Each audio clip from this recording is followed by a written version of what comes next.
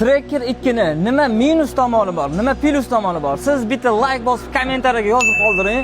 Agar hadvoy tomoni va minus tomoni bor deb o'ylayotgan bo'lsangiz, buni yechimi bor. Men sizga hozir plusini va minusini ko'rsataman. Siz qolganlarini yozib qoldiring. Ana endi o'zingiz insof bilan gapiring. Bu zavadskoy biza qo'yib beradiganimizni ko'ryapsizmi? Qaysi bir yumshoq yuradi? Ichi ochuv rezina ko'ryapsiz, ozginagina rezina miqdori juda ham kam. Mana biza qo'yib beradiganimizda go'shtli rezina miqdori juda ham ko'p hisoblanadi. Bu orqa chulov kufturkasi hisoblanadi. Ikkinchi o'rinda oldi rizakli uchun ko'ryapsizlar biza Mercedes Sunblock ustunovka qilib qo'yganmiz. Mana o'zini zavadskoyi bu juda ham jo'ski hisoblanadi. Agar o Mercedeskini qo'yadigan bo'lsangiz, juda ham effekti zo'r bo'ladi. Va uchinchi o'rinda bu orqa amortizator bo'ladi. Bilasizlar, Tracker orqa amortizatorlari juda ham chuqurligi jo'ski tushadi.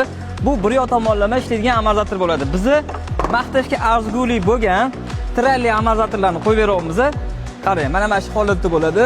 Orqalari otmaydi, jo'ski bo'lib qolmaydi, yumshoq siz xohlagandek bo'ladi.